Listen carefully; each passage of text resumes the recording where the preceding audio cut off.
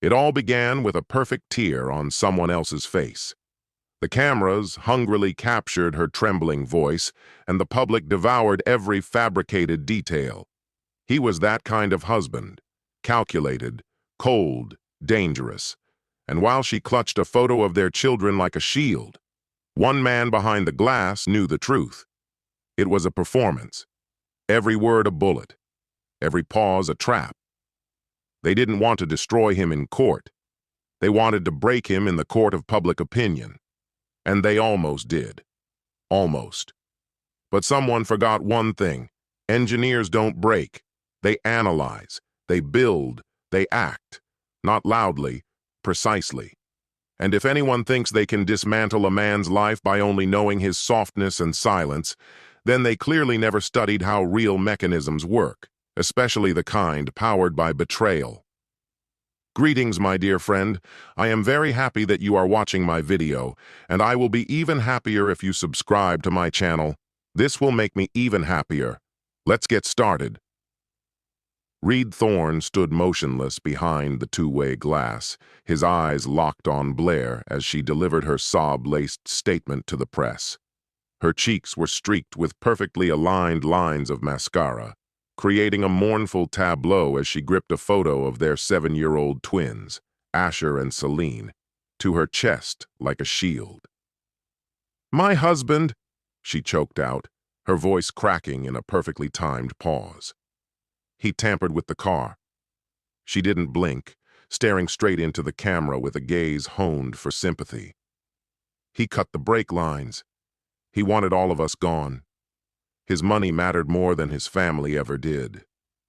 As the silence thickened, Detective Gavin West extended a tissue to her, his hand settling on her shoulder and lingering just a beat too long. Reed caught the nuance of that touch, its ease, its intention. He'd seen it before. Behind him, his lawyer, Felix Porter, leaned in close and murmured, "Don't flinch. That's what they're banking on." Reed gave a near imperceptible nod, his expression carved from stone. 15 years of marriage had taught him how to suppress the storm. Their story had started back at Stanford. He was buried in mechanical engineering. She was chasing a communications degree with a side passion for theater. He saw the bitter irony now. "They're already calling you the family killer," Felix muttered, sliding a folded newspaper across the table. "The public doesn't need a trial. They've made up their minds." Just 6 months earlier, Reed's firm, Thorne Precision Engineering, had secured a massive federal contract. It should have been a career-defining victory, but it had also marked the beginning of Blair's slow, calculated shift. Long nights out, vague excuses, lingerie that hadn't been meant for him. 3 weeks back, he'd accidentally grabbed her phone and caught a partial message from someone named Gavin. "When can we see each other again? I can't stop thinking about—" The rest had disappeared before he could read on. He'd brought up the name during dinner, casually, testing her. Blair just laughed it off. "Probably Gavin from accounting. We're organizing the fundraiser." He'd let it go, decided to believe her. But now, watching her dramatize grief for the cameras, he knew better. "The DA's got a neat story tied to your finances," Felix said, tapping a manila folder. "They're claiming you were in over your head with debt and saw a payday in the life insurance, $2 million split between Blair and the kids." Reed's voice was low, even. "She's the one who insisted on those policies." Felix didn't miss a beat. "And yet your fingerprints are all over the severed brake line, also under the hood." "It's my car," Reed replied. "I've always done the repairs myself." Felix gave a slow nod. "They know, which is why they're saying you used your skills to engineer a flawless accident." Reed's gaze never left Blair. He watched as West passed her another tissue, their hands brushed, tender, too familiar. "She set this in motion," Reed muttered, "and I think I know who helped her." Felix tracked his client's line of sight. "The lead investigator? That'd be convenient for her, wouldn't it?" "I need out, Felix. My kids are staying with her sister right now." "They're okay. For now, I'll push for bail." Felix stood and exited, leaving Reed staring at his hands. Hands that had built a company, cradled newborns, signed documents meant to protect his family. Hands that had loved and been deceived. But they wouldn't stay shackled forever. And when freedom came, he would dismantle every piece of the narrative Blair and her lover had crafted. His fury wasn't loud or reckless, it was cold, deliberate. Like the machines he designed, every move would be methodical, exact. Behind the tears she summoned for the world, he saw it, something colder than grief. Satisfaction. Blair believed she'd already won. She had no idea what she'd started. The county jail reeked of ammonia and defeat.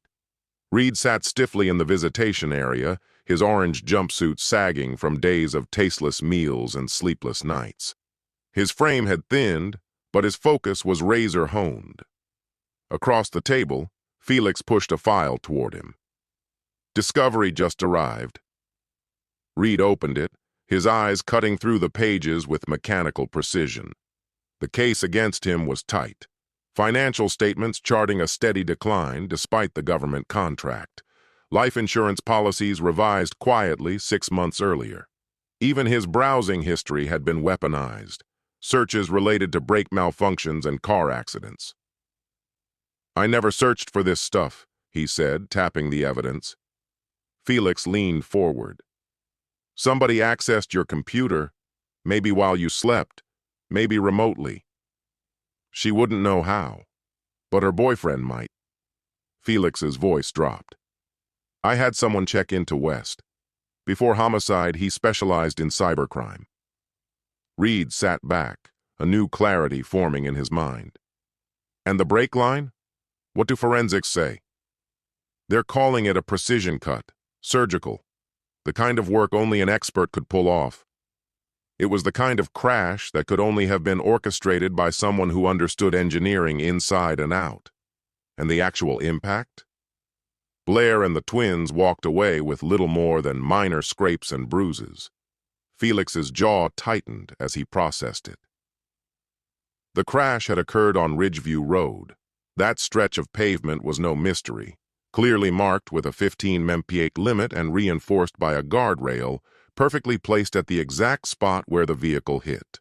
Almost like she mapped out the most dramatic scene with the least possible risk, Reed said under his breath. Felix's expression was grim as he nodded. "There's more to this," he said. "I've been combing through West's case history. 3 prior arrests involved spouses allegedly plotting to kill their partners." He continued. "Each one ended in a conviction. Each one also involved significant life insurance payouts." Reed's eyes narrowed with suspicion. "You're saying this could be part of a pattern?" Felix lifted a shoulder in a half shrug.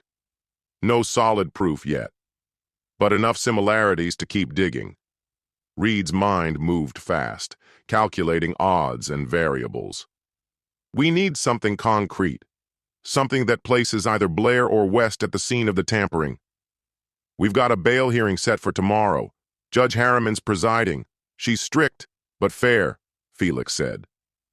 But Reed was already drifting, his mind elsewhere. "Have Asher and Celine been seen?" he asked quietly. Felix's demeanor softened a bit. "Your sister, Anna, got the green light for supervised visits. The kids keep asking about you." He paused. "Blair's sister has temporary custody, but she follows Blair's lead on everything." "Anna saw them?" Reed pressed. "What did the twins say?" Felix hesitated. Asher mentioned something strange. The night before the wreck, he said someone came to the house to help fix the car. Someone he didn't recognize. Reed's expression turned steely. "Did he get a look at this person?" "No," Felix said. "He overheard voices in the garage. At first he thought one of them was yours, but then he realized it wasn't your voice." For the first time in weeks, a flicker of hope lit in Reed's chest. "We need to check if anyone saw West near my house that night." Felix nodded. "Already on it. I also brought in a private forensic team, completely separate from the department. If there's even a hint of foreign DNA under the hood, they'll find it." Reed gave a curt nod, his mind already moving to the next step. Dig into Blair's financials. Not the joint accounts, her private ones. She had to be hiding something. Felix studied him. "You think this goes beyond the insurance scam?" "Blair doesn't make a move without a backup plan," Reed said. "This feels like just the tip of something larger." As Felix packed up his folders, Reed added, "And get property records. Anything she might have bought recently, not under our names." "You think she purchased real estate?" Felix raised an eyebrow. "She always talked about getting a cabin in Vermont, somewhere off the grid where she could think clearly. I don't think it was just talk. I think she's been laying the groundwork for this for a while." He exhaled slowly. "To her, the twins and I, we became variables she needed to eliminate." After Felix departed, Reed returned to the cold silence of his cell. He stretched out on the narrow mattress, staring at the ceiling as the memory of that morning played on loop. Blair had insisted on taking the car, odd behavior, considering she normally used the SUV to shuttle the kids. When he offered to drive, she pushed back, hard. In the dim light, Reed made a silent promise to his children. This battle wasn't just about proving he didn't do it. It was about shielding them from a mother who had been willing to risk their lives for her own agenda. As the lights dimmed for the night, his determination crystallized into something sharp and unbreakable. He'd spent his entire career designing systems with surgical precision. Now, he would design something entirely new, a flawless counterattack. 3 weeks earlier, Blair Thorne had applied a final swipe of lipstick in the rearview mirror, then turned around with a radiant smile toward the back seat. "Who wants ice cream after school, my sweethearts?" she asked brightly. Asher and Celine cheered in unison, their matching dark curls bouncing as they clapped. They had Reed's eyes, keen, perceptive, always alert. "Will Daddy come with us?" Celine asked. "Not today, honey," Blair replied with practiced ease. "Daddy's got a lot going on." What neither Reed nor the twins knew was that their usual vehicle, the SUV, had been abandoned earlier that morning in an empty strip mall parking lot a few blocks away. Before dawn, Detective Gavin West had helped her park it there. After that, he'd trailed her home in his own car. Now, they were using Reed's sedan, the one he maintained meticulously. Only now it wasn't exactly as he left it. The vehicle had been subtly tampered with the night before. Not enough to destroy it, just enough to cause an accident that looked convincingly accidental. Gavin had handled the modifications himself, careful not to leave any prints. Blair had stood lookout, scanning the quiet street. "Remember," he told her, "head straight for the Ridgeview barrier. Keep it slow. The airbag will deploy, but the car will survive. I weakened the brake line just enough to simulate a mechanical failure. No red flags." Blair nodded, calm and focused. She had rehearsed it down to the smallest gesture. This wasn't about creating panic. It was about staying in control. Blair guided the vehicle smoothly along the planned route, her eyes darting briefly to the clock on the dashboard. The timing needed to be flawless. A police cruiser would just so happen to be nearby, ready to swoop in within minutes. The responding officer, young, green, and unlikely to question much, would dutifully record the story Blair had memorized down to the smallest detail, just as Gavin had coached her. 15 years with Reed had taught her exactly how to manipulate his trust. On paper, Reed had been the perfect spouse, a mild-mannered engineer, successful, dependable, and devoted to their children. But the qualities that once made him dependable had become his greatest weaknesses. Blair's opening move had been barely perceptible. She'd brought up life insurance over dinner, citing the recent passing of a coworker. Ever practical, Reed agreed without a second thought. Slowly, she chipped away at his business's finances, not enough to trigger alarms, but enough to hint at motive when the time came. Gavin's help had been invaluable, especially when it came to quietly altering Reed's background using his contacts in law enforcement. The final touch was a trail of incriminating online searches, planted meticulously during late-night sessions while Reed was asleep. As Blair approached Ridgeview Road, a ripple of uncertainty passed through her. Her twins sat in the back seat, laughing softly, unaware of the dark design unfolding around them. She pushed the hesitation aside. They'd be scared, yes, but unharmed. The accident would be staged just right. Afterward, she'd be the one holding them, the picture of a mother shielding her children from a dangerous man. "Mommy, this isn't the way to school," Asher said, his sharp gaze picking up the deviation from their usual path. "We're taking a new shortcut," Blair answered calmly, not missing a beat. As the car turned onto Ridgeview, she drew a steady breath. The barrier ahead, a concrete divider meant to prevent cars from veering into a nearby ditch, was the linchpin of her plan. She tapped the brakes. They worked, but not as they should, just as expected. She pressed harder, widened her eyes, and yanked the steering wheel toward the barrier with a gasp of faux terror. "Mommy!" Celine's cry pierced the air. The impact jolted the car, just forceful enough to seem real, but not enough to cause serious harm. The airbags deployed as planned, striking Blair in the chest and leaving convincing bruises. The twins were shaken but protected in their booster seats, their seat belts leaving faint red marks, exactly what Blair had calculated. A long, strained silence followed. Then, right on cue, she let out a scream. "My babies! Are you okay? The brakes! They gave out!" Tears welled up as she unlatched her seatbelt and turned back to check on her children. Both were crying, frightened but perfectly fine, just as she needed them to be.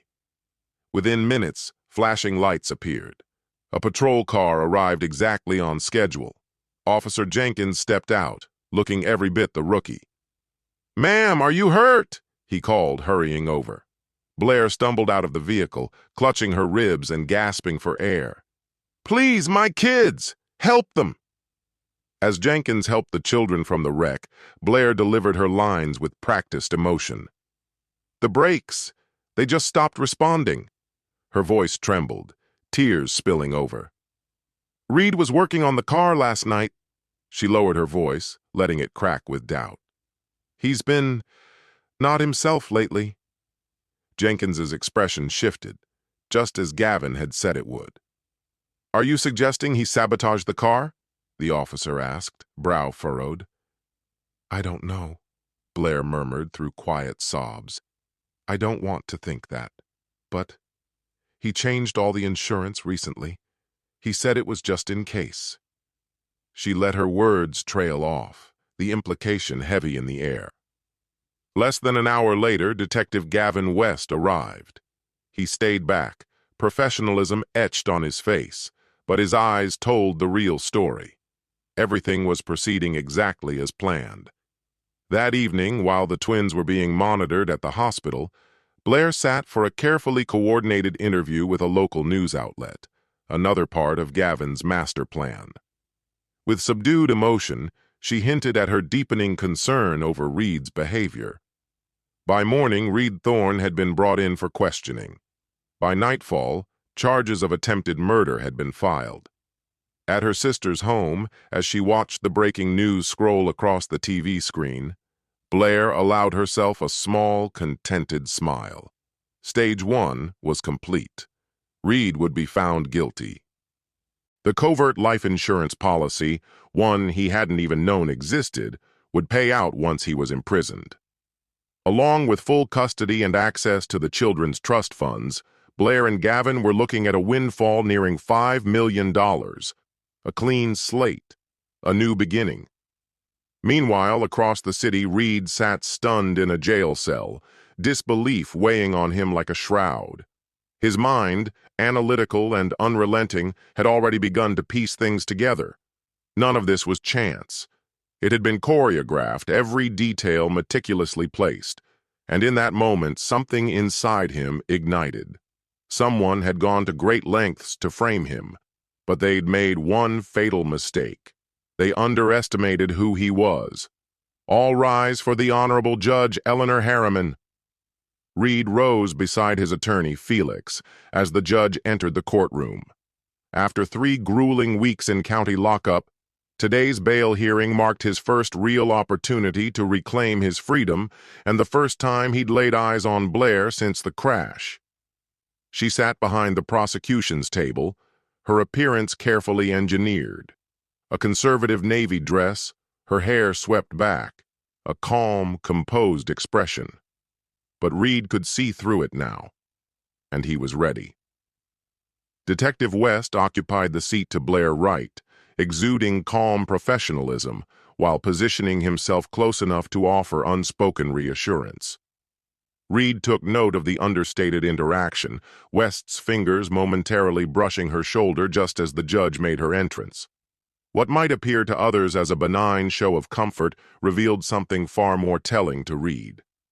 Overseeing the proceeding was Judge Harriman. Her silver hair was immaculately styled, her gaze keen and attentive as she reviewed the documents spread before her. "This hearing concerns the bail request in the matter of Reed Thorne," she announced. "The defendant is facing 3 charges of attempted first-degree murder. Mr. Porter, you may begin." Felix advanced with practiced confidence.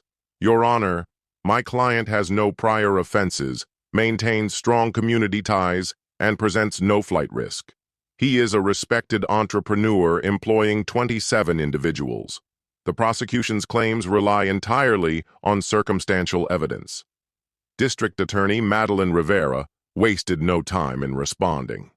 "Your Honor, Mr. Thorne stands accused of trying to kill his wife and their 7-year-old twins to collect on life insurance policies. Forensic analysis indicates deliberate interference with the vehicle's brake system, executed in a manner consistent with Mr. Thorne's engineering expertise. Given the serious nature of the allegations and the potential sentence, we believe he poses both a danger to his family and a likelihood of fleeing." Judge Harriman's attention turned directly to Reed. "Mr. Thorne, do you understand that if bail is granted, you will be under strict orders not to contact your wife or children until the conclusion of your trial?" "I do, Your Honor," Reed answered.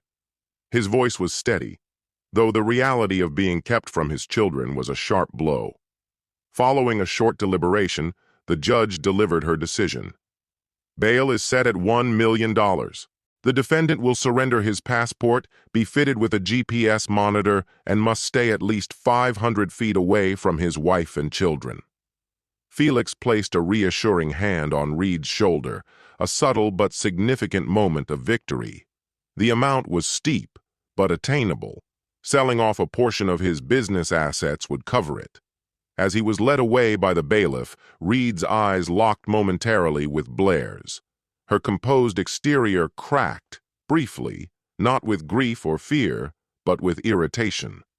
She quickly recovered, nestling closer to West as though seeking shelter. That flicker of annoyance confirmed a suspicion Reed had been nursing for some time. 3 days later, Reed sat in Felix's office.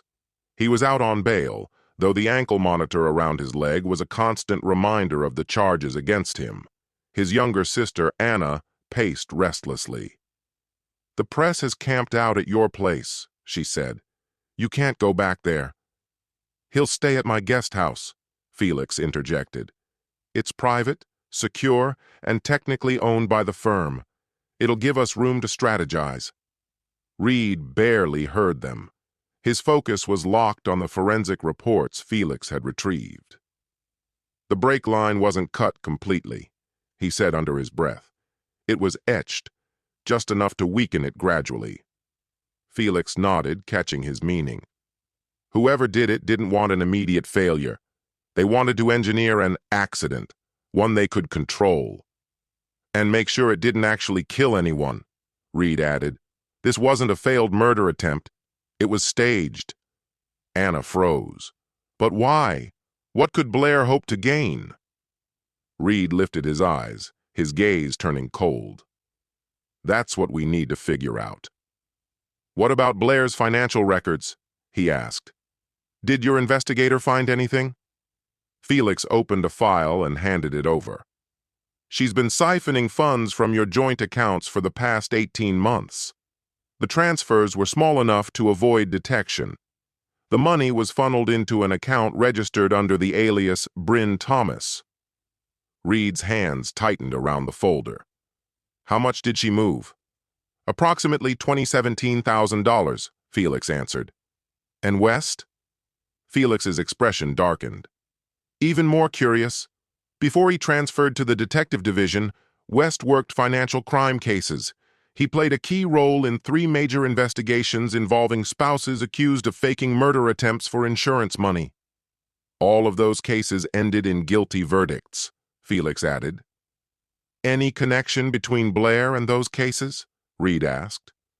"None directly," Felix replied, "but we did uncover something else." He slid a photograph across the desk.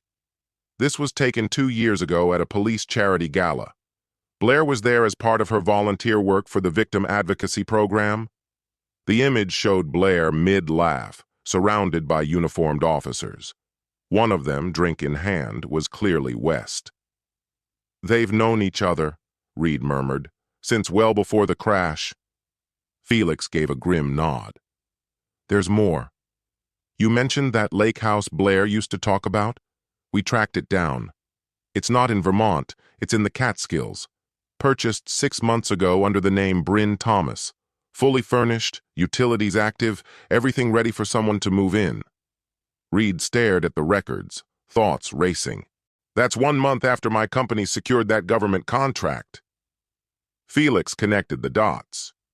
"Which means your value skyrocketed overnight. Suddenly you're worth more to her gone or in prison than you are alive and divorced." Anna's voice cracked. "But the twins? Why would she gamble with their lives?" Reed's expression shifted as realization hit. "Our grandparents set up trust funds for them. I'm the trustee until they turn 21. In a divorce, she wouldn't have access to that money. But if I'm incarcerated, she becomes their guardian and gains full control," Felix finished, his tone heavy. Silence blanketed the room as the scale of Blair's betrayal settled in. Felix let out a breath. "Theory isn't enough. We need evidence, real, concrete proof that ties her and West to the sabotage." Reed's eyes narrowed, a steely determination taking hold. "I think I've figured out where we can locate it," Reed said. Just days prior to the incident, he had upgraded his home security system, swapping out the basic surveillance setup for a more sophisticated network. What Blair didn't know was that the recordings weren't stored solely on site. They were also uploaded to a private cloud account, one she and West likely had no idea even existed. Felix leaned in, his eyebrows arched. "You're telling me there's video?" "If they messed with the car that night, the cameras may have caught it," Reed answered. "But I'll need access to my secure office server to be sure." Felix frowned. "That's a gamble. You're out on bail. You're prohibited from going back to work." "I don't have to set foot there," Reed assured him. "I just need remote access, but I'll need someone I trust on the inside to help me get it." His gaze shifted to Anna. "How's your acting ability?" She blinked, visibly thrown off. "What exactly are you suggesting?" "You're going to apply for a position, executive assistant to the CEO. During your orientation, you'll find a way into my private office." As he outlined the scheme, a sense he hadn't felt since the moment he was taken into custody stirred within him. Control. The analytical part of him, the meticulous engineer, was coming back online. The snare had been set up carefully. Now it was his turn to disassemble it, one deliberate step at a time. Elsewhere in the city, a quiet tension filled the forensic laboratory. Dr. Maya Winters, immersed in her examination of Reed's vehicle, worked with a calm intensity. As the director of an advanced, independent forensic institute, she was no stranger to questionable cases. But this one had caught her attention. "There's something strange about the brake line damage," she said to Reed and Felix, who stood across from her, hanging onto every word. The incision is clean, made with a specialized instrument, most likely a precision tubing cutter. The kind an engineer might use, Felix added. Could be, Maya replied, but it's also standard equipment in professional auto repair shops. She motioned toward a nearby screen showing the microscope's view. What's more telling is what we found around the site, small metal fragments. They aren't consistent with the brake line material. Reed leaned in. So the tool left behind debris? Exactly. Most of those cutters use hardened steel, but this one left behind traces of tungsten carbide, a far more durable alloy, used only in top-tier tools. Identifying the exact model could either exonerate you or make your situation worse. I don't own anything that uses tungsten carbide, Reed said, his voice even. All my tools are standard issue. Maya gave a quick nod. There's something else. We found partial prints beneath the hood, areas that wouldn't typically be touched unless someone was tampering. They'd been wiped, but with enhanced imaging, we recovered partial impressions. Felix glanced at his watch. How long until we get a match? 24 hours at most, Maya said. Possibly sooner. Just as they exited the lab, Reed's phone buzzed with a message from Anna. Got it. Safe house at 7. Felix raised an eyebrow. She pulled it off? Reed let out the first genuine smile he'd had in days. She always does. Later that night, Anna stepped into Felix's guest house, clutching a small external drive as if it were treasure. You were right. The cloud backup was untouched. I downloaded everything from the week leading up to the crash. The three gathered around Felix's laptop as Reed connected the device. Multiple angles of video surveillance from his property began loading, views the old system hadn't been capable of capturing. One feed showed the garage. There, Reed said, pausing the footage. The timestamp read 2:17 a.m., the night before the crash. A figure dressed in dark clothing moved stealthily into the garage through the side door. Too tall to be Blair, Anna observed, squinting at the screen. Keep watching, Reed said, jaw tightening. Moments later, Blair appeared on screen, walking straight toward the stranger. Their interaction was familiar, intimate.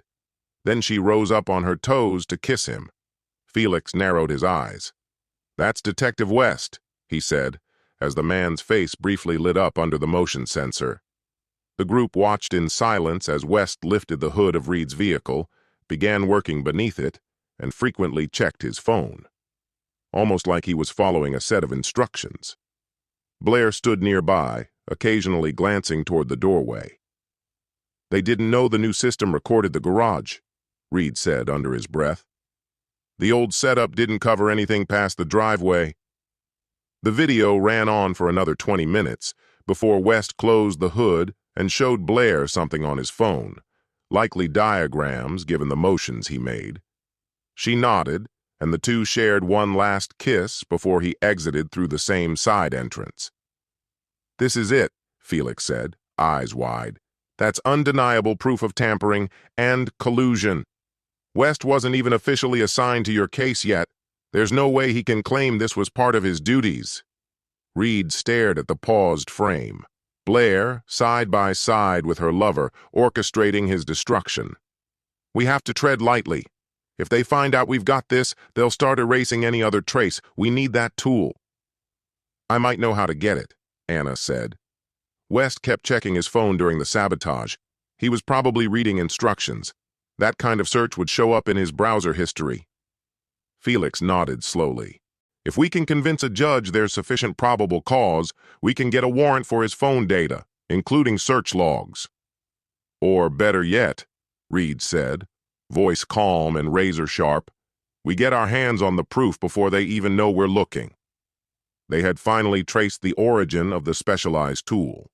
Maya had spotted it instantly, a precision instrument crafted with tungsten carbide components. This wasn't the kind of item you'd stumble upon at your average hardware store. As they immersed themselves in planning their next steps, Felix's phone buzzed. He picked up briefly, then turned back toward the group with a stunned expression. It was Maya on the line. One of the partial fingerprints had returned a hit, but not to Blair or Reed. "West?" Reed asked, alert. Felix shook his head. "No. A guy named Antonio Valles," he said. "2 past convictions for grand theft auto about 5 years back. Now runs a place called Tony's Auto Service on the south side." Reed's brow furrowed. "Doesn't ring a bell." "Maybe Blair or West knows him," Anna suggested. "Could he be the one who supplied the tool?" Felix was already digging into his laptop. "His shop's only 4 miles from your house. Small operation, mostly works on imports." He paused, then frowned as something caught his attention. "And get this, he does regular work for the Metro Police, maintains their undercover vehicles." The pieces started to align. "If West had a professional link to him through the department," Reed said slowly, thinking it through, "he could have gotten tools, advice, even tested out a scenario on a similar vehicle." Felix gave a slow nod. "We need to talk to Antonio Valles." "But we'll have to tread carefully," he warned. "If he's still in touch with West, there's a risk he'll tip him off." Reed leaned in, a new idea taking shape. "Then we don't go to him. We lure him to us." Felix tilted his head. "How do we pull that off?" "By triggering his instincts, fear, self-preservation," Reed replied. He looked to his sister. "Anna, think you can play someone who's scared and desperate?" Her expression hardened. "Just say the word." As Reed laid out the plan, a grim determination settled inside him. For too long, he'd played by the rules while Blair and West manipulated the game. But now, he was ready to take control. Something had shifted in Reed Thorne. The man who once held fast to structure and law had come to understand something darker. Justice isn't something that arrives on its own. Sometimes you have to build it, brick by brick. Tony Valles wiped the grease from his fingers, stepping away from the BMW he'd just tuned up. A decade ago, a car like this might have been his next target. Now, it was just another repair job. 5 years of probation and a rare second chance from a sympathetic judge had rerouted his life. His garage was modest, but his name carried weight. Ironically, he'd even secured a contract to service police vehicles, especially undercover units. The past, it seemed, had a sense of humor. A soft chime from the front office broke his thoughts. Tony entered the room to find a woman in her 30s, dressed neatly but clearly anxious, standing near the doorway. "You Tony Valles?" she asked, voice thin with tension. "Yeah, what can I help you with?" She glanced nervously over her shoulder before stepping closer. "My name's Anna. I need to talk to you. About my brother, Reed Thorne." Tony's expression didn't shift, but his chest tightened. That name had dominated the news lately. "What about him?" he asked cautiously. "I know you're connected," she said, her voice dropping. "They found your fingerprints on the car, the one with the compromised brakes." Tony's face lost its color. "You've got the wrong guy. I never laid a hand on that vehicle." "The forensic lab disagrees," Anna replied. "The report's about to be handed off to the police." She took a step closer. "But I came here first because I think you got played." "West roped you in, didn't he?" she pressed. "Said it was routine department work, something official?" Tony didn't answer. He didn't have to. "West isn't just a corrupt cop," she continued. "He's having an affair with my brother's wife. They framed Reed. And you? You were just a convenient piece of the puzzle. When this hits court," she added, voice sharper now, "they'll pin the technical work on the easiest target, the ex-con with a history of car theft." Tony collapsed into a chair, his head spinning. "I didn't do anything to that car. West showed me a schematic. Asked if a certain malfunction could be rigged, said it was for an op, testing how tampering might be detected. I told him, yeah, it was possible. I even handed him the tool." His eyes widened as the truth dawned. "He used me. There's still a way out, Anna said gently. Testify. Tell the truth. My brother's lawyer can get you immunity. Tony wiped his face with a trembling hand, smearing a streak of oil across his cheek. West has allies in the department. If I open my mouth, I'm a dead man walking. If you stay quiet, Anna warned, you're walking into a prison cell. Again, this time the charge was attempted murder. After a heavy silence, Tony finally gave a grave nod. What do you want to know? He asked quietly. In Felix's office, the air felt tight with tension. He, Reed, and Anna sat close, reviewing the official statement Tony had given, recorded by Felix's investigator. Felix summarized, Tony claims that nearly a month before the crash, West came to him with a strange request. According to Tony, West had asked for assistance in simulating a brake failure, supposedly for a police training scenario. Tony confessed to providing a precision tube cutter and a schematic diagram, but insisted he never physically altered the vehicle. Then how do you explain his prints? Reed said, narrowing his eyes. Tony stood by his story. He'd only demonstrated the procedure using a separate police car's brake lines. If his fingerprints turned up, he argued, they must have been transferred from the tool West borrowed. Anna leaned forward. Here's the critical part. Tony saw both West and Blair at his garage the week before the crash. They didn't realize he recognized Blair from the society pages. His girlfriend follows that stuff. He's positive they were more than just casual acquaintances. Reed sat back, absorbing it all. So now we've got surveillance video, Tony's deposition, forensic matches, and proof they had a history. But is it enough?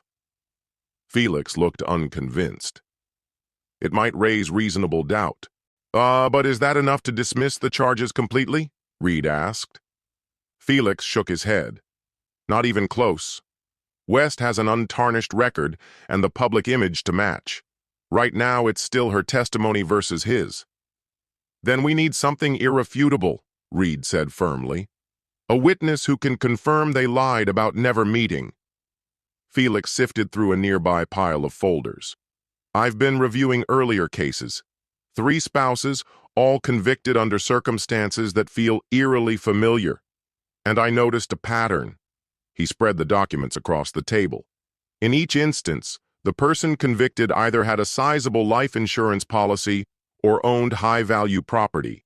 And every single time, West either led the investigation or got involved right at the beginning. After conviction, each surviving spouse liquidated their assets and moved away within a year. Anna's eyes narrowed. You think West orchestrated wrongful convictions? For personal gain? Felix gave a small, deliberate nod. We need to follow the trail. If any of those families ended up financially entangled with West, we could be looking at a coordinated scheme. Reed stared at the files, gears turning in his mind. There's still something missing. A motive. Something that explains why Blair would throw away everything. Our marriage. Our children. Just then, Anna's phone buzzed. She glanced at the screen and her expression shifted sharply. It's Maya. She found something. She needs us in the lab, immediately. When they arrived, Dr. Maya Winters looked worn down, but there was a spark of excitement in her eyes as she gestured toward her monitor. There's a chemical trace on the brake fluid reservoir cap, she said. A slow-acting corrosive, engineered to break down rubber seals over time. Combine that with a small incision in the brake line, and you get a system that fails under stress, but passes a routine inspection. Felix leaned in. Can we trace it? Maya nodded. That's the crucial part. This compound isn't available to the public. It was originally developed by the military for stress testing equipment in extreme conditions. She turned to Reed. And guess which company has a government contract for aerospace materials like this? Reed's breath caught. Thorne Precision Engineering, my company. We started a classified project 7 months ago. Maya confirmed it with a nod. What we found is a variant kept in your secure lab. Someone with internal access got their hands on it. Reed felt a cold weight settle in his chest. So the breach came from inside. I cross-referenced personnel files with West's past associations, Maya continued. One name stood out, Mitchell Landry, your head of security. Before joining your company, he worked for Metro PD. His superior officer, Gavin West. The realization hit Reed hard.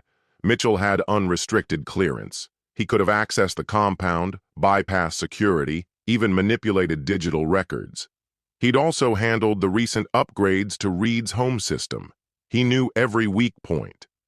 He could have extracted the compound, modified the surveillance setup, and maybe even helped fudge the financials, Reed said, his voice low and tight. He had everything he needed. Felix was already writing furiously. We'll need to move carefully. If Mitchell realizes we're onto him, he could destroy evidence, or tip off West. Reed's face darkened. I've got an idea. Risky, but it might smoke them out. As he outlined his strategy, both Maya and Felix exchanged wary looks. It was bold, maybe even reckless, but it had the potential to expose everything. Felix gave a warning. This is dangerously close to entrapment. Reed met his eyes. No, this is bait. I'm going to let them think I've cracked, that I'm desperate and spiraling, while we document every move they make. The trial is just 10 days away, Felix reminded him, urgency threading through his voice. We need this plan finalized, now. Reed's eyes were hard like steel, calm, cold, unyielding.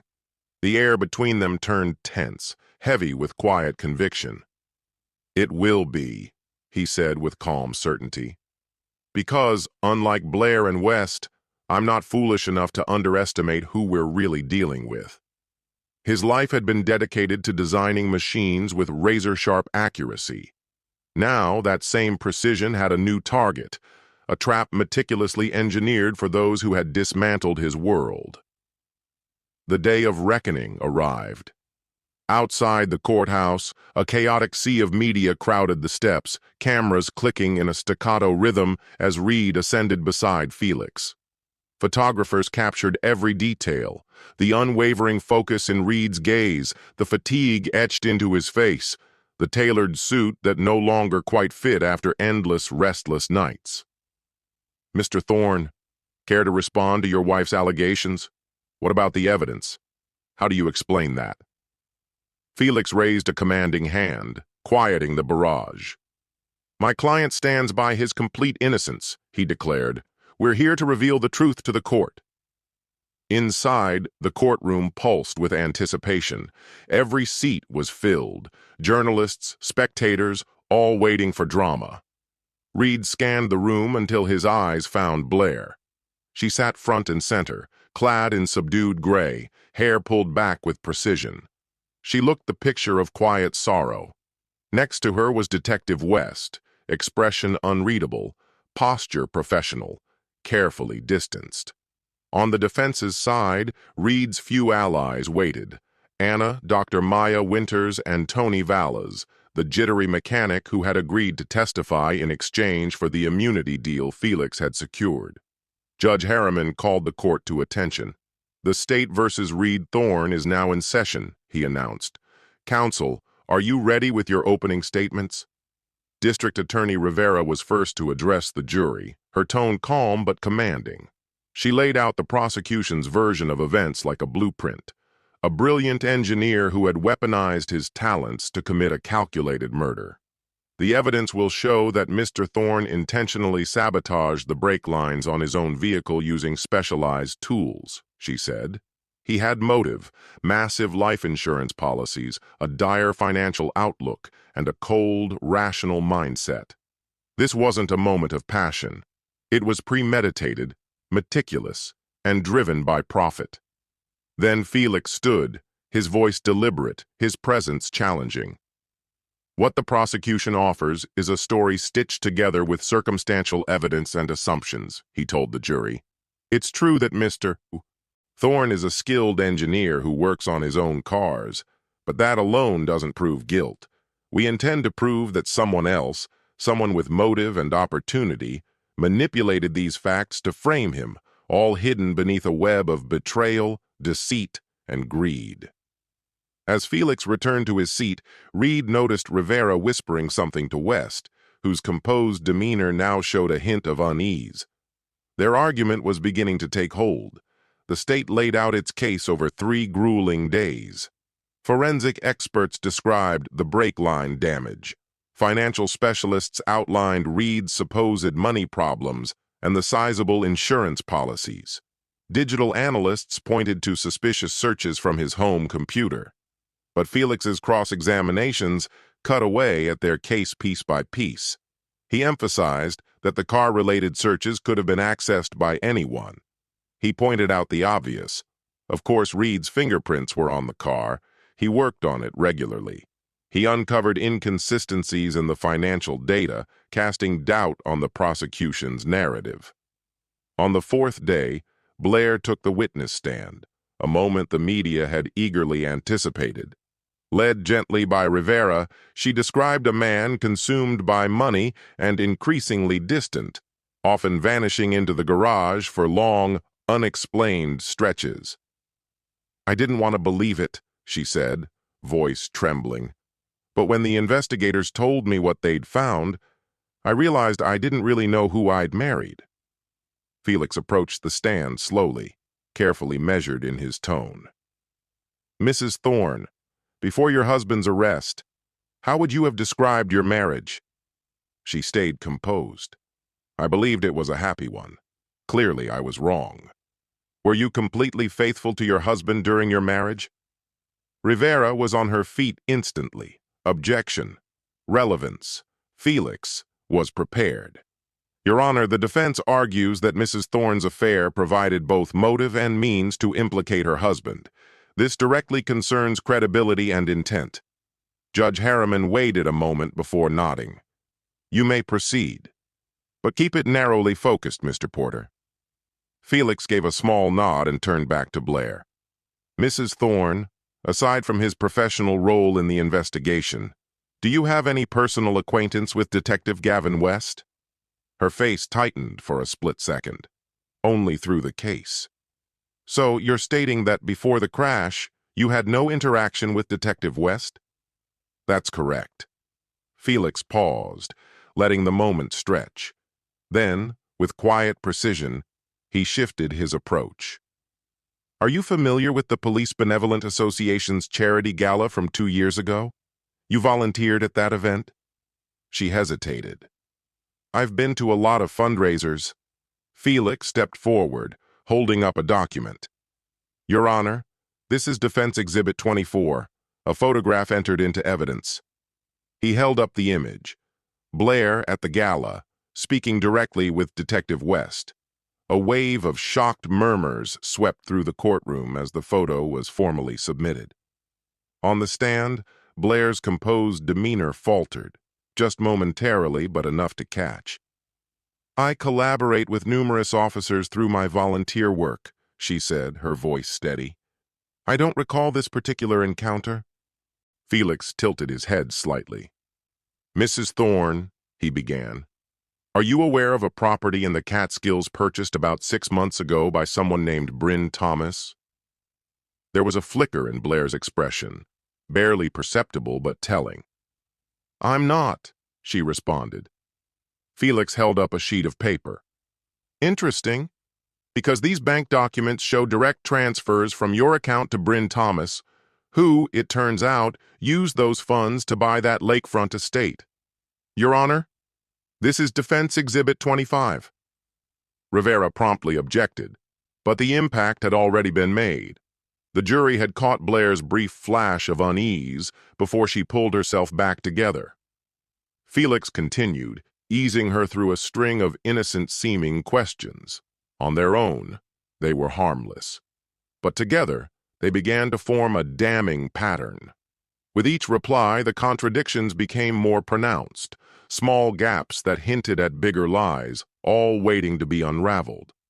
When Felix finally returned to his seat, Reed noticed a thin sheen of sweat glistening on Blair's forehead. Across the courtroom, Detective West sat rigid, his jaw tight, eyes darting between Blair, Felix, and the jurors.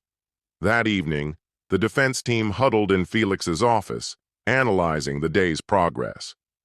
"She held it together longer than I expected," Anna observed. Felix shook his head. Still, the inconsistencies were too glaring. She denied knowing West before the crash, even though we've got pictures of them together. And she pretended not to know anything about the Catskills property, despite the financial trail. The jury noticed everything. Reed remained quiet, processing. "What's the update on Mitchell Landry?" "He took the bait," Maya said. "After we slipped him that accidental email about the secure server, he spent hours in the lab. Our surveillance caught everything. He was researching how to manipulate archived security footage." "Perfect," Reed said. "And Tony, he's prepped for tomorrow?" Felix nodded. A little anxious, but solid. His testimony about West requesting that specific tool could be the key turning point.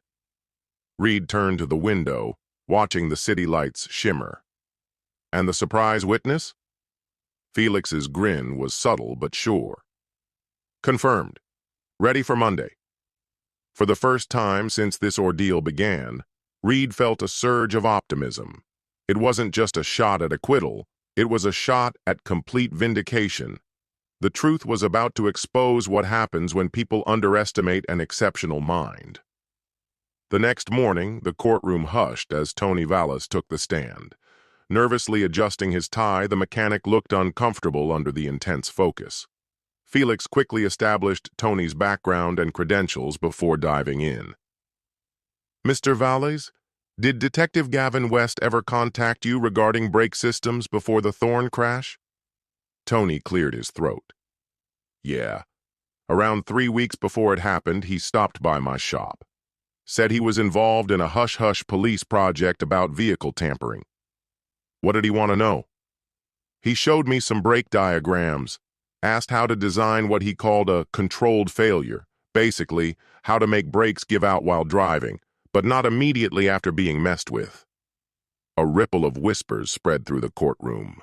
At the prosecution's table, Rivera leaned toward her assistant, speaking in hushed urgency. West stared daggers at Tony, his fury barely restrained. "Did he borrow any equipment from you?" Felix asked. "Yeah, took my precision tube cutter, the one with the tungsten carbide blade. Said he just needed it for a demo. Returned it a few days later." Felix held up a sealed evidence bag. "Is this the same tool?" Tony peered at it. "Yep, that's mine. You can see the initials, TV, on the handle." "During any of these visits, did you ever see West with anyone else?" Tony paused, hesitating. Then he gave a small nod. "Once, he came with a blonde woman. They acted like they knew each other. Later, I saw her on TV. It was Mrs. Thorne." Gasps echoed around the courtroom. Judge Harriman slammed his gavel. "Order!" Felix leaned in again. "Mr. Vallis, why didn't you come forward earlier?" Tony exhaled. "I was scared. The guy's a cop. He's got pull. I've got a record. No one's going to believe me over him. But when I found out my prints were on that tool, I realized I was being set up." On cross, D.A. Rivera targeted Tony's past, highlighting his criminal background and hinting that he had something to gain, maybe even a deal. But Tony didn't flinch. His testimony was clear, honest, and unwavering. The jury listened intently. As Tony stepped down, Felix stood once more. "The defense calls Mitchell Landry." A collective breath caught in the room. Landry, the firm's head of security, had never been publicly named as a witness. As he walked hesitantly to the stand, Reed watched West squirm in his seat, quickly leaning toward Rivera to whisper something with clear urgency. Once sworn in, Mitchell sat rigidly, his posture unyielding, eyes fixed forward as he made a point of not looking in Reed's direction. "Mr. Landry, please describe your position at Thorne Precision Engineering," Felix began. "I oversee security operations," Mitchell answered. "That includes both on-site physical security and digital infrastructure." "And prior to that role?" Felix prompted again. I was with the Metro Police Department for 12 years. Did you serve alongside Detective Gavin West during that time?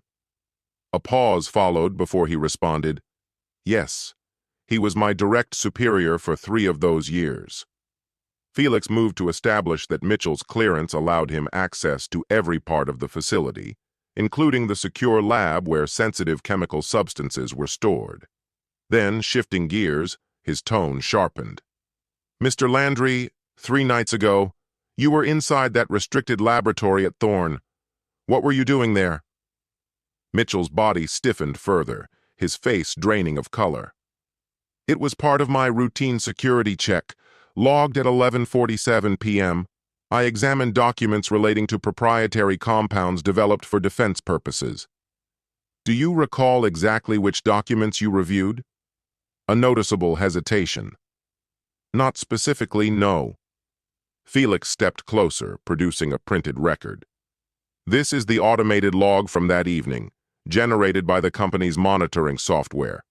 According to this, you spent 42 minutes reviewing material about rubber-degrading chemicals, the same compound later recovered from Mr. Thorne's vehicle. The tension in Mitchell's face cracked. I want an attorney. Judge Harriman intervened, reminding him of his rights. After a short recess and a discussion with his court-appointed lawyer, Mitchell returned to the witness stand, this time choosing silence as his strategy. To every subsequent question, he simply invoked the Fifth Amendment. Though no words were spoken, the impact on the jury was immediate and undeniable. His refusal to answer only served to bolster the defense's central argument, that the crime was an inside job. As the proceedings wrapped for the day, Reed noticed Blair and West locked in an urgent, whispered argument near the prosecution's table, evidence that their carefully constructed plan was beginning to unravel. When court resumed the following day, Felix made an unexpected move. Your Honor, the defense wishes to call a surprise witness, Officer Tyler Jenkins. Judge Harriman arched a brow. Mr. Porter, surprise witnesses are highly irregular at this phase of the trial. Your Honor, Felix replied calmly, Officer Jenkins came forward just yesterday after hearing Mr. Landry's testimony. As the first responder to the Thorne crash, his statement is both newly discovered and vital. After brief arguments from both sides, the judge permitted the testimony, citing the importance of uncovering the truth. Officer Tyler Jenkins, young and noticeably nervous in his crisp uniform, took the stand. Officer Jenkins, Felix began, were you the first to arrive at the scene of the Thorne accident? Yes, sir, Jenkins said. Were you assigned to patrol that area, or was your presence there coincidental? Jenkins cleared his throat. Detective West had specifically instructed me to monitor Ridgeview Road that morning. He said there'd been complaints and it needed extra attention. So it was West who directed you to that exact location? Objection. Calls for speculation, D.A. Rivera interrupted. Sustained, the judge ruled. Felix redirected. What did you encounter when you arrived? The car had crashed into the guardrail. Mrs. Thorne was shaken up. She said the brakes had failed. The kids were scared but not injured. Did she mention anything about her husband? Jenkins hesitated. Yes. She said he'd worked on the vehicle the night before, that he'd been acting strangely. She also brought up their insurance. Did it strike you as unusual, her suggesting her husband might be at fault so soon after the incident? At the time, I was focused on securing the scene. But looking back, yes. Her comments felt rehearsed. Rehearsed? Felix echoed. The way she mentioned the insurance and his recent behavior, it felt intentional, like she wanted those details on the record. Did Detective West come to the scene? Yes. He arrived roughly 30 minutes later. Is it typical for a detective to respond to a non-fatal car accident? No, sir.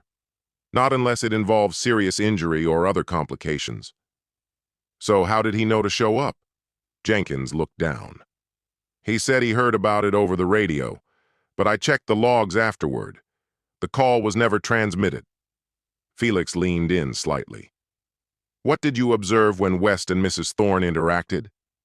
They kept their distance, pretended not to know each other, but I caught them sharing a look, one they didn't think anyone else saw. Felix paused, allowing the implication to hang in the air. Officer Jenkins, what made you come forward now? Because I joined the force to uphold the law, not to be complicit in a cover-up. When I heard about what happened to Mr. Landry and the allegations against Detective West, I knew I couldn't stay silent. During cross-examination, D.A. Rivera attempted to undermine Jenkins's credibility, but the effort fell flat. Jenkins had no plea bargains, no disciplinary issues, just a quiet integrity that made an impression, and the jury took note. As the gavel fell and court adjourned for the day, momentum had unmistakably shifted in Reed's favor.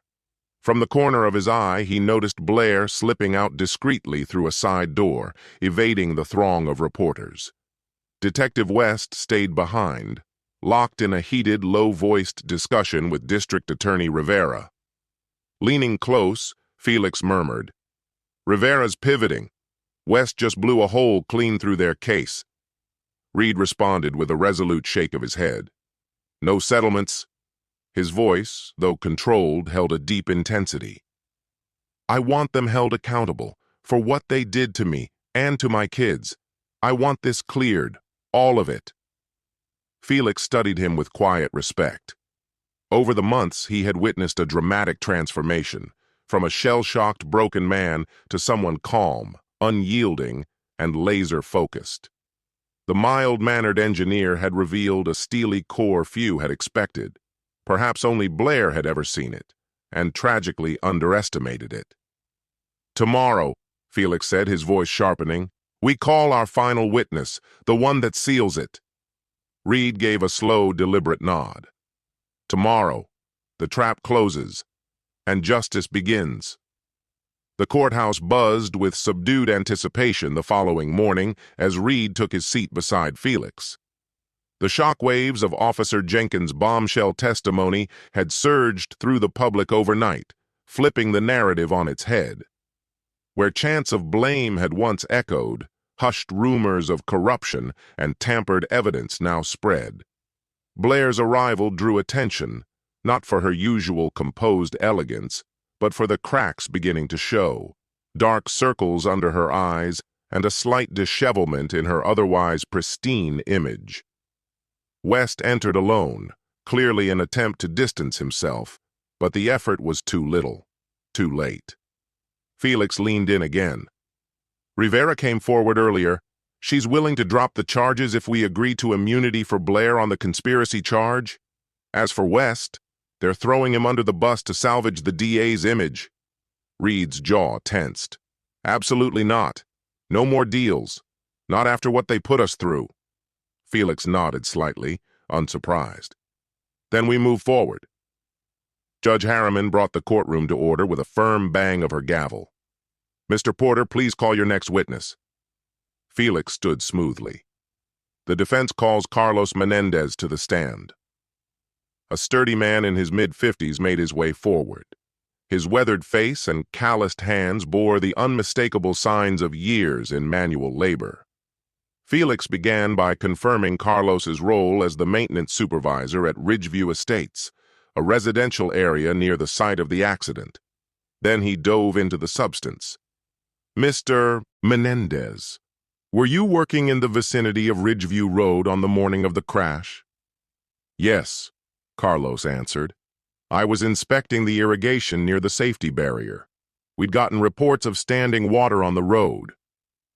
"Did you observe anything unusual prior to the incident?" Carlos gave a firm nod. "Yes. Around 7:15 a.m., I saw a man and a blonde woman parked in the turnout just above where the accident took place. They were looking at the barrier, pointing, talking. I assumed they were prospective buyers checking out the neighborhood." Felix displayed a series of photos. "Do you recognize these people?" Carlos studied them carefully. Crisp images of Blair and Detective West. "That's them, no question." "And when did the accident actually occur?" "Around 8:30. I heard the noise and ran over. So, just to be clear, about an hour before the crash, Mrs. Thorne and Detective West were standing at the exact spot where the vehicle eventually struck the barrier? Correct. A wave of hushed murmurs rippled through the courtroom. At the prosecution's table, Rivera briefly shut her eyes, the realization sinking in. West shot Carlos a look brimming with hatred. Felix didn't let up. Mr. Menendez, why wasn't this information part of the investigation from the start? I told the officer on the scene that morning. Told him I'd seen the woman before the crash. Was that officer Detective West? Yes. He took my statement. Told me someone would contact me later. No one ever did.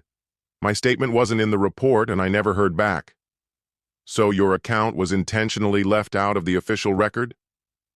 Objection, Rivera snapped, though without her usual fire. Sustained, said Judge Harriman, though she watched Carlos carefully, visibly affected by the implications. Felix adjusted his approach. Mr. Menendez, how can you be certain of what you saw that morning? Carlos reached into his coat and pulled out a phone. I take pictures as a hobby, mostly landscapes. That morning I was testing sunrise shots. They happened to be in the frame, so I captured a few images. Felix moved to admit the photos into evidence. After a brief review by both the judge and the prosecution, the pictures were accepted. The images unmistakably showed Blair and West at the crash site well before the accident, examining the barrier, measuring, pacing. Rivera's cross-examination was weak, suggesting half-heartedly that perhaps they had just been sightseeing. But the photos told a different story, one the jury could see for themselves. And the damage was already done. The truth could no longer be buried. As Carlos stepped down from the stand, Felix rose and faced the judge. Your Honor, the defense rests. The jury deliberated for less than 3 hours, a remarkably short time for a case involving an alleged attempted murder. As they filed back into the courtroom, Reed scanned their faces, already reading the verdict in their expressions. For the charge of attempted first-degree murder, we find the defendant Reed Thorne not guilty. Gasps rippled through the gallery. Reed shut his eyes briefly, feeling the weight of countless accusations begin to lift. The months of lies, suspicion, and isolation were finally cracking apart. Judge Harriman called for quiet, then looked directly at him. Mr. Thorne, you are released from all charges. She hesitated, her voice softening. This court acknowledges the immense hardship you've endured and offers its sincerest apologies. Turning her attention to the prosecutors, she continued. In light of the revelations presented during this trial, I am ordering the District Attorney's Office to immediately investigate Detective Gavin West, Blair Thorne, and Mitchell Landry for conspiracy, evidence tampering, perjury, and obstruction of justice. As the courtroom began to clear, Reed spotted Blair, flanked by her attorneys. Their eyes locked for just a moment. The polished mask she once wore had crumbled, revealing a hardened stare cloaked in dread. For the first time since she betrayed him, Reed felt no anger, only sorrow. Sorrow for the woman whose hunger for wealth had wrecked not only his life, but her own. West had already been escorted out of the building by internal affairs, surrendering his badge and weapon in silence as the verdict was read. Outside, a crush of journalists swarmed the courthouse steps. Felix addressed the cameras while Reed remained beside him, cleared of all charges, finally free. My client will be pursuing civil action against every individual who took part in this malicious conspiracy, Felix stated. He went on. We are also seeking full custody of his children, whose safety was recklessly compromised by their mother's choices. One reporter called out, Mr. Thorne, do you have any words for your wife? Reed stepped forward. His voice was calm, resolute. No, she'll have to face justice, our children, and her own conscience. My focus now is on restoring what was almost lost, our family, our peace. 6 months later. On the back deck of his new home, Reed stood watching Asher and Celine dart across the sunlit yard, their laughter filling the air. The twins were healing, resilient despite everything, attending therapy sessions weekly to work through the scars their mother had left behind. Blair had accepted a plea deal, 20 years behind bars for conspiracy to commit murder, child endangerment, and fraud. Detective West, unwilling to cooperate, received 30 years at trial. Landry, who turned state's evidence, was granted a reduced sentence in exchange for his detailed confession. The resulting civil lawsuits were quietly settled, securing a financial future for the children. More importantly, Reed had been granted sole custody. Blair's parental rights were terminated. Her willingness to risk her children's lives left no room for mercy. Under Reed's renewed leadership, Thorne Precision Engineering bounced back and then soared, winning new contracts and reinforcing its infrastructure with state-of-the-art security. Anna joined him on the deck, handing him a mug of coffee. "They're doing better every week," she said, nodding toward the kids. Reed offered a small smile. "Children are incredible like that. They recover faster than we do." "And you?" she asked gently. "How are you holding up?" He considered her question. The ordeal had left its mark, reshaping him from the inside. The hopeful engineer still lived within him, but now tempered by wariness and a sharpened sense of reality. "I'm rebuilding," he replied, "starting fresh, this time on foundations that can't be shaken." Anna caught the metaphor and smiled knowingly. She gave him an update. Investigators finally tracked down Blair's offshore accounts. Most of the money was funneled through dummy corporations, but they've managed to recover about 60%. Reed shook his head. "It was never about the money. It was about the truth. I needed Asher and Celine to see that justice is real, even if it takes time." Their laughter rang again across the yard. The sound of healing made real. He watched them in silence, a quiet sense of triumph settling over him. The intricate scheme meant to destroy him had collapsed, dismantled one piece at a time, by the very man they thought they could crush. Blair and West had chosen poorly. They underestimated a man trained to analyze, to build with precision, and to adapt under pressure. Reed took a sip of coffee, the golden autumn sun washing over his face. His future no longer belonged to what had been taken. It was defined by what he had reclaimed, his freedom, his children, his dignity. And everything else, he would rebuild, with care, with intention, the way only an engineer knows how. Epilogue. 15 years later, morning light spilled across the cutting-edge campus of Thorne Technologies. From the top floor of the company's gleaming headquarters, Reed Thorne, now 55, stood by a wall of glass, watching the city come alive beneath him.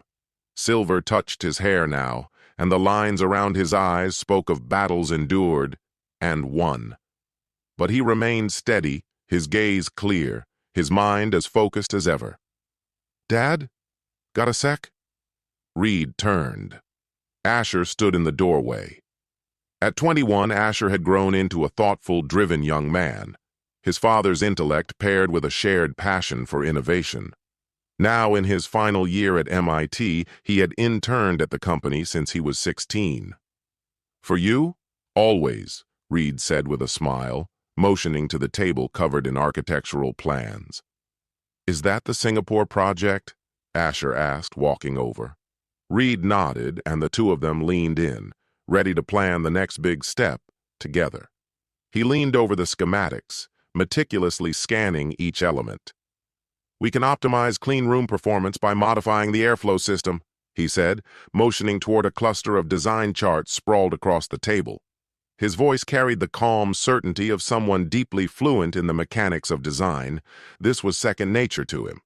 Across the table, Reed watched silently, a quiet swell of pride rising within.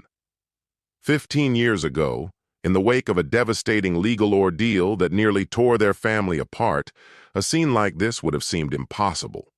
Now, his son had not only embraced the family legacy, but expanded it beyond anything Reed had ever envisioned. What had once been a modest firm, Thorne Precision Engineering, had grown into Thorne Technologies, a global leader in aerospace and advanced material sciences. From humble roots, they had built an enterprise employing over 2,000 people across 3 continents.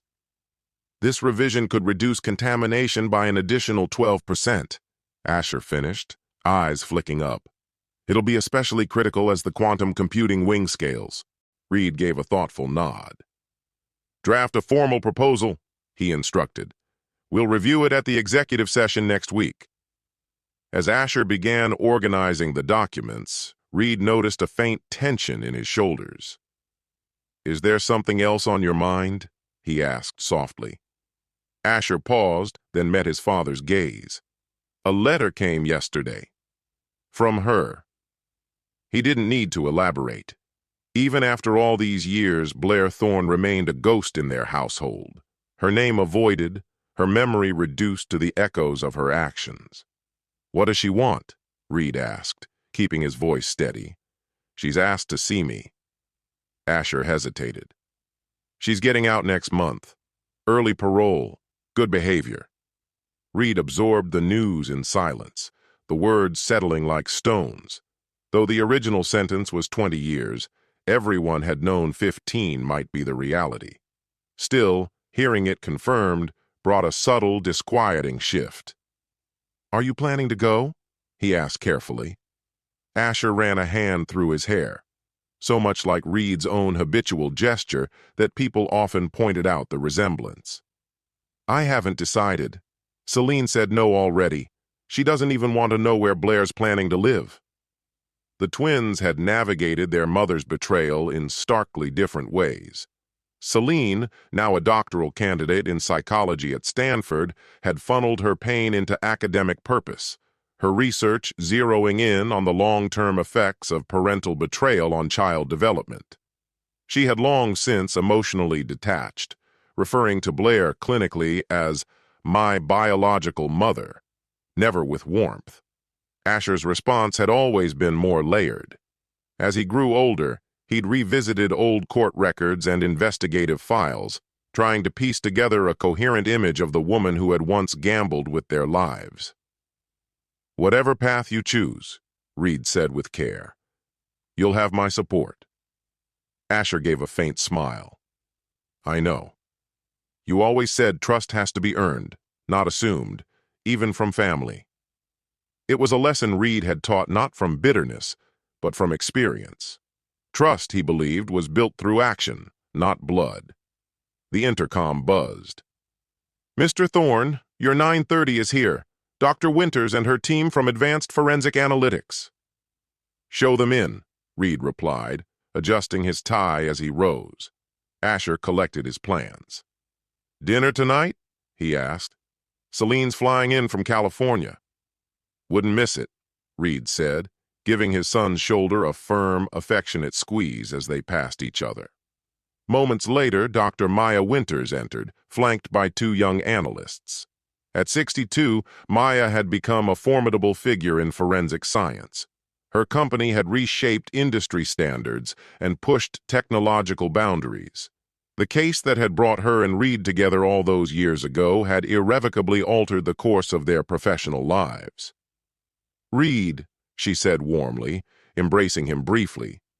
Over time, their relationship had grown from mere professional collaboration to something deeply respectful, even personal, though it had never become romantic. Life had simply been too tangled for that. Maya, always good to see you. How's Darius holding up?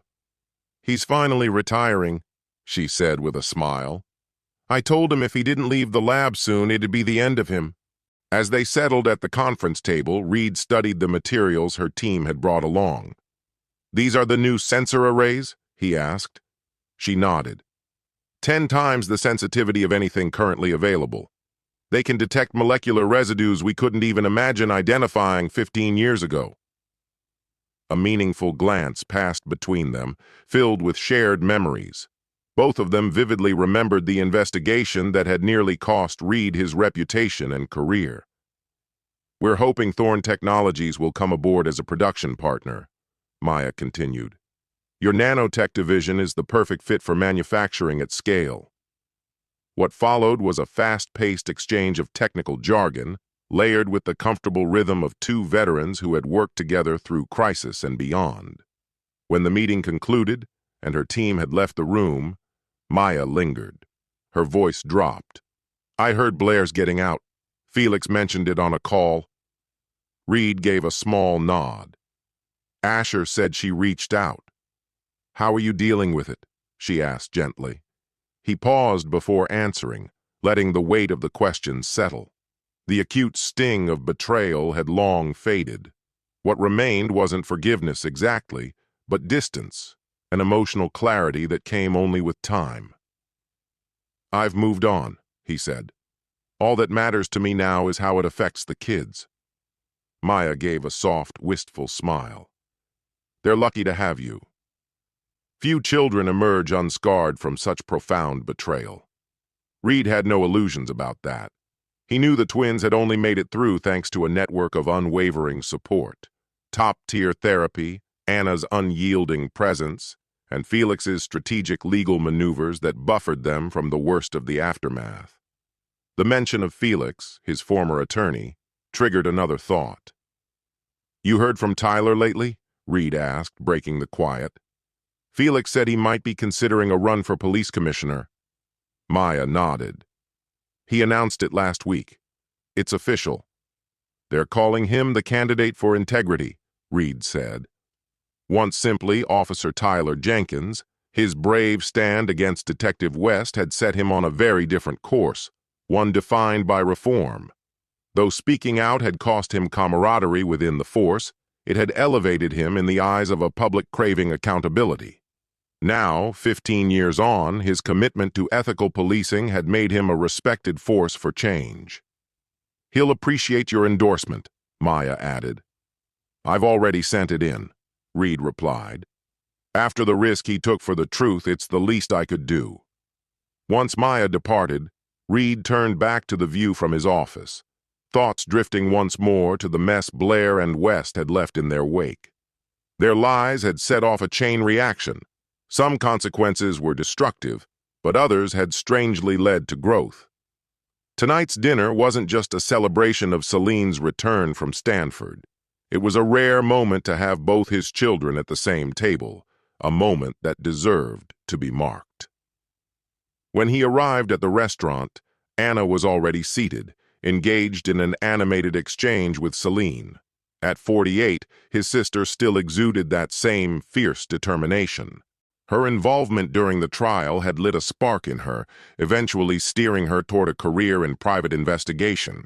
Today she ran Phoenix Investigations, a firm dedicated to fighting wrongful accusations, directly inspired by Reed's ordeal. "Look who finally showed," Anna called as he approached. "We were just placing bets on whether you'd be late," she added with a smirk. "When have you ever known Dad to be late?" Celine stood to embrace him. At 21, she had inherited his mother's piercing brown eyes and possessed a mind that rarely missed a detail. While Asher had leaned toward the tech-heavy side of their father's world, Celine had gravitated toward the emotional landscape of their shared history. Her mission: to help others comprehend the impact of trauma and betrayal. "Seems like I beat your brother," Reed said, settling in. "He messaged," Celine replied. "Stuck in traffic straight from work. Already acting like he's the boss," Anna chimed in. "And speaking of work, your paper on betrayal in families got accepted for publication, right?" Celine was just catching me up. Pride touched Reed's features as Celine outlined her research, a multi-year project examining the psychological effects of parental betrayal on children. Some faculty had initially worried it would hit too close to home, but Celine had balanced emotional insight with scholarly rigor to deliver something extraordinary. "The biggest finding," she said, "was that kids do better when the remaining parent provides stability without vilifying the one who left. It gives them space to make sense of it on their own." Reed understood what she wasn't saying, that she saw and appreciated the way he'd handled things. Despite everything, he had never spoken ill of Blair in front of the twins. He'd left the door open for them to arrive at their own conclusions. "Sorry I'm late," Asher announced, slightly winded as he arrived. Once he'd settled and orders had been placed, the mood relaxed. Laughter flowed freely, conversation easy and warm, a sign of a family that had been tested and come through stronger than before. Then, as dessert arrived, Selene brought up the subject Reed had quietly anticipated. "Asher told me about the letter from Mom," she said, tone calm and clinical. "I got one too." Reed turned to her. "You didn't mention anything?" "There wasn't much to say," she replied, placing her fork down. "I've already made my decision. I won't be meeting her. Everything I've studied tells me forced reunions rarely result in healing. If a relationship's going to happen, it has to start with honesty and accountability, not guilt." "I haven't decided yet," Asher admitted. "There are questions I've carried for a long time. I'd like to finally have some answers." Anna reached across the table and rested a hand gently near both of them. "Whatever you choose, either of you, it's valid." "There's no one-size-fits-all here," Reed added. "She made her decisions. Now it's your turn. You won't get pressure from me whichever way you go." As they parted ways that evening, Reed found himself quietly reflecting on the journey they'd all taken. Blair had tried to break their family apart, but instead they had emerged stronger. Each of them had found purpose, shaped in the crucible of pain, but sharpened into something resilient. 2 days later, Reed sat across from Felix Porter in the familiar wood-paneled office that had seen so many pivotal conversations.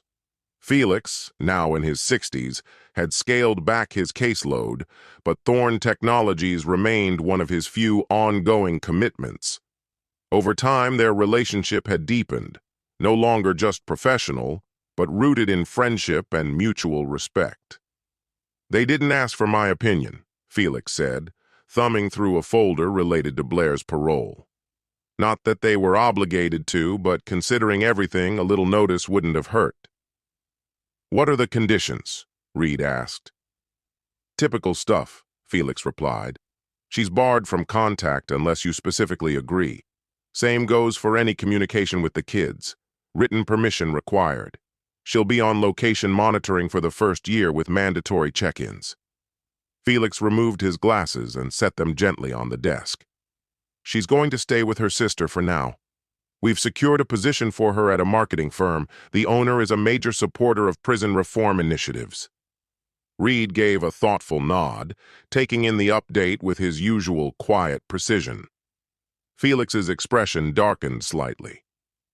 "West, on the other hand, no chance of parole. He's got at least another 5 years ahead of him, maybe even the entire 30. His conduct inside hasn't exactly worked in his favor." Felix leaned back, his voice steady. Still sticking to his story that he was framed, he glanced at Reed. "Says you planted the evidence?" A faint, dry smile touched Reed's lips, more weary than amused. "Some people never accept responsibility," Felix remarked. "On a related note, did you hear Mitchell Landry's up for parole next month?" Landry had managed to cut a significant portion off his original 8-year sentence by cooperating with authorities. He'd testified against the rest of the group, which earned him a deal. Unlike Blair or West, Landry had shown genuine remorse during the trial, explaining that his actions stemmed from financial pressure, not malice. "Do you think he'll cause any issues once he's out?" Reed asked. "Unlikely," Felix replied. "He's kept his head down, earned multiple degrees, stayed out of trouble. His testimony helped bring down 3 more corrupt officers tied to West. Everything suggests he's trying to make amends." "That's good to hear," said Reed. Over time, the bitterness Reed had once felt toward Landry had eased. He'd stopped seeing him as a primary villain and started viewing him as someone swept up in something much bigger. Flawed, yes, but not beyond redemption. "There's something else," Felix said, sliding a folder across the table. Tony Valles passed away last month. Heart attack. Reed's brow creased. Tony, the mechanic whose testimony had been crucial to Reed's acquittal, had gone on to build a successful life. His small auto shop had grown into a thriving chain of specialty garages across the state. Though they hadn't remained close, Reed had quietly ensured Tony's business received steady work from Thorne's fleet, a quiet gesture of gratitude for his courage. His wife sent this, Felix continued. Tony left instructions that it should go to you if anything ever happened to him. Reed opened the folder. Inside was a handwritten note and a small stack of photographs. The message was brief but heartfelt, Tony thanking Reed for believing in him, for offering him a chance when he chose to speak up. The photos showed snapshots from over the years, Tony with his family, standing proudly in front of his expanding business. He always remembered what you did, Felix said softly. Told his wife you were proof that second chances actually exist. Reed studied the images, quietly moved by the unexpected legacy of that dark chapter. Amid the chaos, there had been growth, even grace. Tony had chosen honesty when silence would have been safer, and that choice had shaped the rest of his life. I'll go to the memorial, Reed said, carefully closing the folder. Felix gave a small nod, pausing before asking, Have you thought about how you'll respond if Blair contacts you directly? Reed was silent for a beat. After the trial, he had often imagined a call or a letter, some kind of apology, or perhaps an attempt to manipulate him again. But nothing had come. Just silence. Until recently, when she'd reached out to the twins. I'm not looking to revisit that part of my life, he said at last. She made her choices. I made mine. He met Felix's eyes. The only connection left is through Asher and Celine, and what they choose to do, that's their call. Felix studied him, a trace of admiration in his gaze. You've come a long way from the shattered man who first walked into my office 15 years ago. Reed offered a small, knowing smile. You learn fast when survival's the lesson. 1 week later, Reed stood in his sister's kitchen, slicing vegetables while Anna uncorked a bottle of red. Their weekly dinners had become something sacred, a pocket of calm in their busy lives, a time to catch up and breathe. Carlos called earlier, Anna said as she poured the wine. She meant Carlos Menendez, the maintenance worker whose photos had played a pivotal role in the trial. His granddaughter's applying for the Thorne STEM scholarship. Wanted to know if that's a conflict of interest. Tell him to go for it, Reed replied. The selection board's completely independent. If she qualifies, she deserves the opportunity.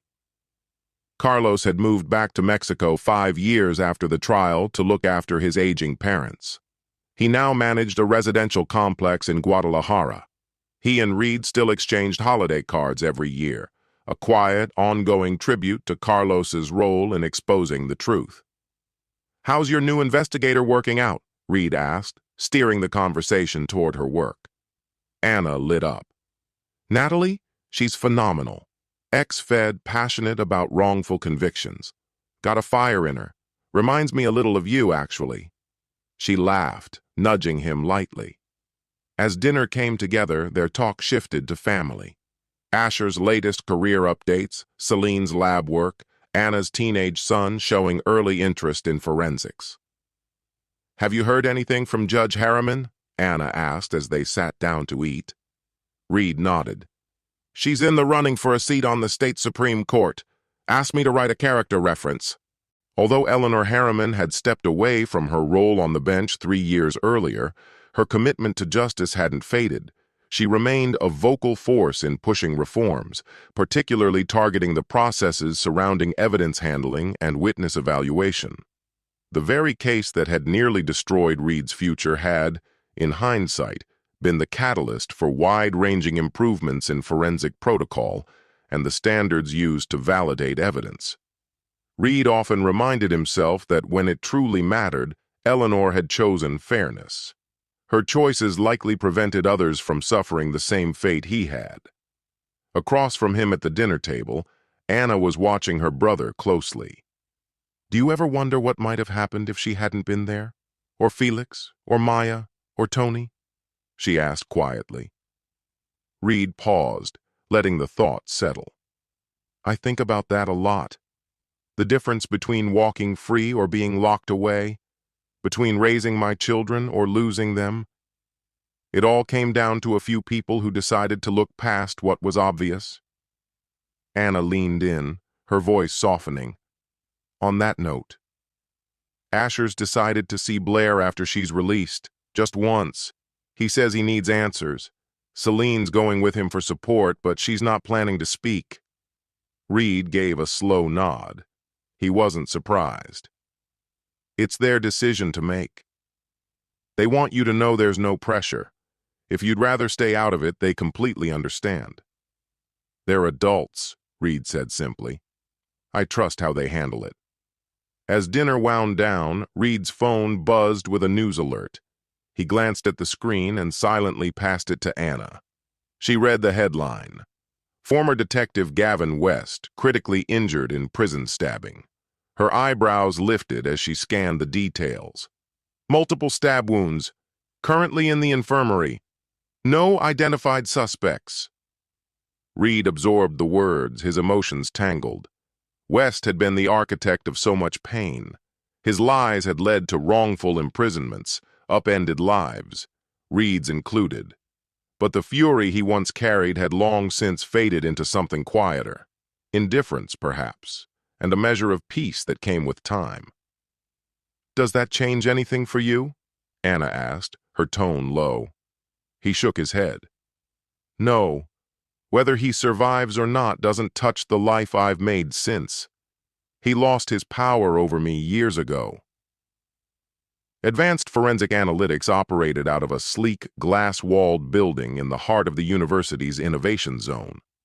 When Reed walked in for his meeting with Maya, he took a moment to take in the awards and plaques lining the walls, testaments to the groundbreaking work her team had done in forensic science. Her office looked out over the skyline through tall windows. "Thanks for coming in on short notice," Maya said as he stepped inside. "The board wants your take before we finalize anything." She handed him a folder, and Reed skimmed the contents. Thorn Technologies had made an offer to buy a controlling interest in AFA. The partnership made strategic sense. Maya's cutting-edge forensic systems combined with Thorn's manufacturing and distribution network could revolutionize investigative work. "It's a strong proposal," Reed said finally, "but I have one condition." "Name it," Maya replied. "You stay on as Chief Science Officer. At least 5 more years. Your leadership is essential." Maya smiled. "That was already the plan. I've got too much left to do here." As they worked through final tweaks to the agreement, Maya's assistant entered quietly. "Dr. Winters, I thought you should know. Gavin West died an hour ago from his injuries." Maya gave a nod of thanks and turned to Reed. "Does that change anything for you?" Reed thought for a moment. "If you'd asked me that 15 years ago, I'd have said yes." Maya nodded slowly. "I went back and reviewed dozens of his old cases after your trial. We found at least 11 wrongful convictions. Probably more we couldn't prove. Your case forced us to open a door none of us realized needed opening." Once the paperwork was settled, they moved to the sitting area in her office. Maya poured coffee for both of them. "Have you heard from Jenkins since he launched his campaign?" she asked. "We had lunch last week," Reed said. "His numbers look solid. The department could really benefit from someone who understands the real cost of corruption." Tyler Jenkins had taken a hard road within law enforcement. By testifying against West, he'd earned the label of traitor among some of his peers. But as West's misdeeds were exposed, Tyler came to be seen as one of the few who had acted with integrity when it counted most. "He mentioned he's been speaking at the academy," Reed added, "talking to cadets about ethics, about the pressure to stay silent. Apparently my case is part of the curriculum now." Maya's expression softened. At least some good came of it. More than I ever expected, especially in those first few months, Reed agreed. Their conversation faded into a comfortable silence before Maya posed one final question. Will you go to West's funeral? Some of his victims plan to. They say it might give them closure. Reed shook his head. His death didn't bring closure. I let go of all that a long time ago. I don't need a funeral to keep moving forward. And that was the truth, earned not in a moment, but through 15 long years of building something new. True liberation hadn't arrived through revenge or retaliation. It had begun the moment Reed decided to define his life by his own standards, no longer tethered to the harm others had once aimed to cause. 3 weeks later, he stood quietly at the tall window of his study, watching the waning sunlight spill golden hues over the carefully tended garden below. The house, nestled high in the hills above the city, had served as his sanctuary for a decade, a place that balanced openness with privacy, each corner shaped by his precise, thoughtful hand. It was a home crafted for restoration and for family. The distant thud of car doors closing drew his attention. Asher and Celine had arrived. Today would be the first time they'd see Blair since her release from prison 2 weeks earlier. Reed had deliberately chosen to be present without steering the moment. This meeting was theirs to interpret, to process on their own terms. He met them in the kitchen, noting the tiredness etched into their faces. He didn't probe. Instead, he simply asked, "Tea?" They nodded, and as they took their seats around the kitchen island, he moved through the comforting motions of brewing, an old ritual they had returned to during many difficult moments through the years. It felt surreal, Celine said at last, her hands wrapped tightly around the mug's warmth. Like talking to someone who remembers fragments of your childhood, but doesn't feel like they were ever really part of it. She wasn't what I imagined, Asher added, smaller, less intimidating. Reed remained quiet, giving them the space to speak freely, to unravel their thoughts without interruption.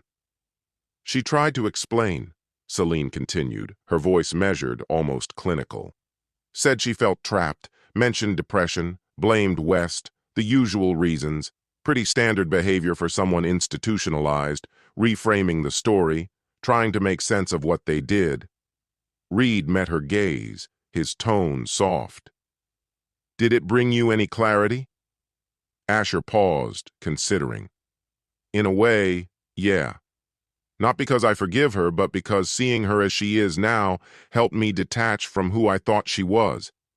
It made it easier to let go of that image I'd been holding on to. She asked about you, Celine said, watching him closely. Wanted to know if you'd moved forward, if you were happy.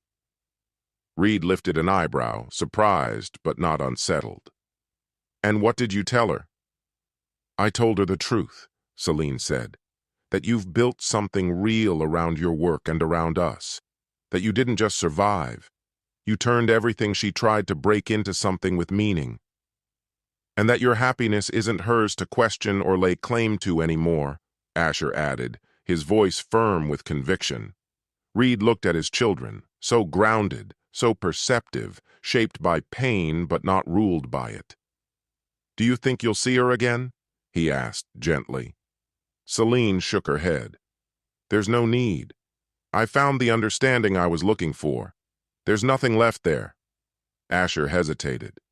Maybe, eventually, but not yet. I need time to process all of this.